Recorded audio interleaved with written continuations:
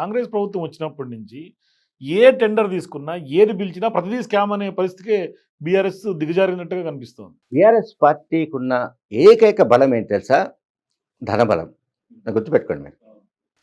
ఇవాళ ఈ జాతీయ ధనబలం స్థాయిలో నంబర్ 1 పార్టీ ఫైనాన్షియల్‌గా. ఆ!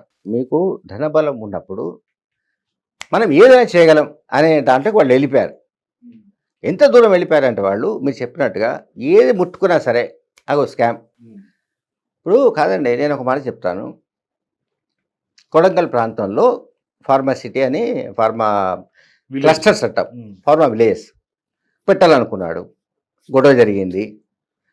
కొంత సెట్ బ్యాక్ అయినట్టుగా మనకు కనబడ్డది. ఈలోగా సిపిఐ, సిపిఎం ఇటువంటి వాళ్ళు కలిశారు. అవును. కాదు ఇండస్ట్రియల్ కారిడార్ అని రేవంత్ రెడ్డి గారు చెప్పాడు. హ్మ్. ఇక్కడ నేనేమంటున్నానంటే రేవంత్ రెడ్డి బీఆర్ఎస్ పార్టీ పైన స్కడ్ వేసినట్టుగా కనిపిస్తుంది నాకు. మిస్సైల్ అంటాం కదా! ఒక మిస్సైల్ అంటే వేశాడు ఆయన. హ్మ్. ఎందుకంటే ఫార్మా అనగానే పొల్యూషను మరొకటి ఇవన్నీ వస్తాయి అనేది ఏదో సంథింగ్ వామపక్ష పార్టీలో మేధావులు మరొకరో మొత్తం లగచర్ల ఇన్సిడెంట్ తర్వాత వాళ్ళు చెప్పారు. సీఎం రేవంత్ రెడ్డి విన్నాడు. కనుక దాన్ని ఇండస్ట్రియల్ కారిడార్ అంటున్నాడు. హ్మ్. వీళ్ళేమంటారు యూటర్న్ తీసుకున్నాడు మళ్ళీ అంటారు. వీళ్ళే బీఆర్ఎస్ వాళ్ళే. అవును. కాదండి యూటర్న్ తీసుకున్నాడా, వీటర్న్ తీసుకున్నాడా, ఎస్టర్న్ తీసుకున్నాడా అనేది కాదు. అది ప్రజాస్వామ్య లక్ష్యం అంటున్నాను.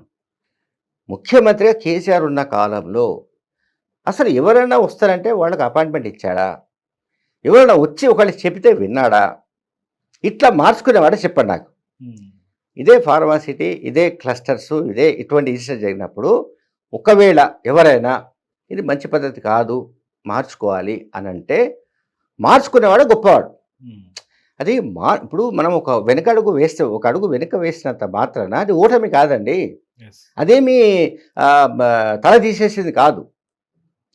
రేవంత్ రెడ్డికి కూడా రియలైజ్ అయి ఉండొచ్చు.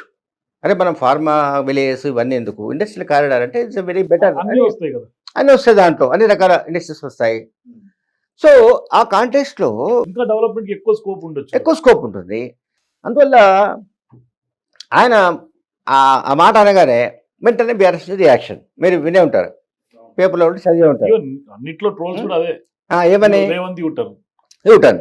ఆ గెజెట్ గూడా హరీష్ రావు మాట్లాడిన బయటుంది. ఆ గెజెట్ గూడా ఆ! ఉంది. మీరు ఫార్మా విలేజ్ అని చెప్పిన ప్రభుత్వం ఇచ్చిన గెజెట్ కూడా చెక్ చేసుకోమని చెప్తున్నారు. కాదండి. జూలైలో ఇచ్చిన గెజెట్. నో.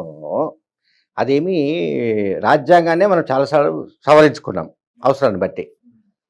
ఒక సందర్భంలో ఒక జీవో తీస్తాం.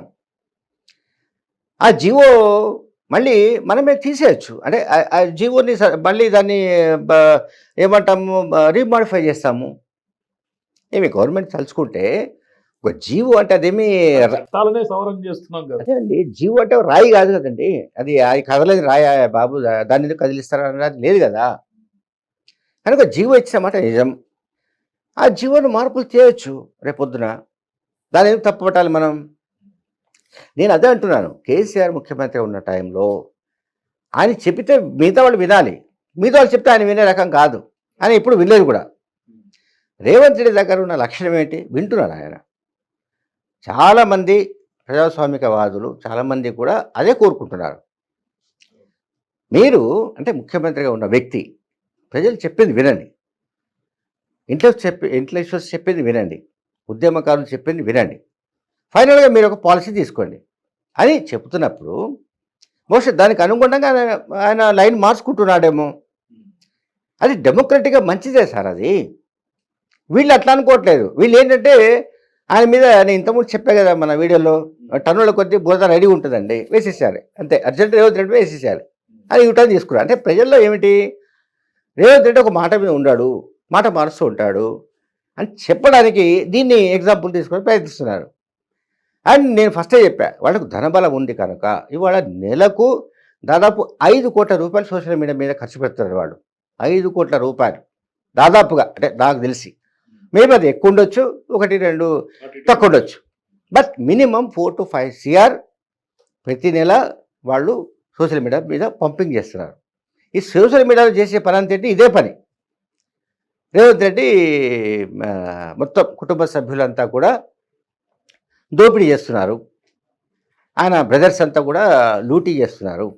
మొన్న కొండారెడ్డిపల్లి మాజీ సర్పంచ్ ఆ, చనిపోతే మొత్తం ఎక్కడికక్కడ పరిచారు సోషల్ మీడియాలో, దాంట్లో ఉధృతంగా చేశారు.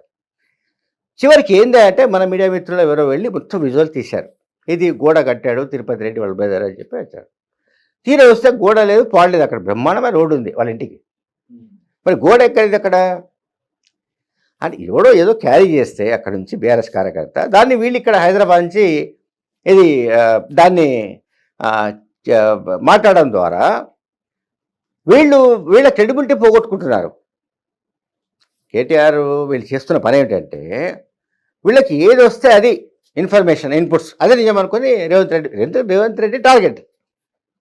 మీరు ఇంకొక వార్త చదివి ఉంటారు, మహారాష్ట్ర ఎన్నికల్లో ప్రచారం చేసిన రేవంత్ రెడ్డి ఫెయిల్.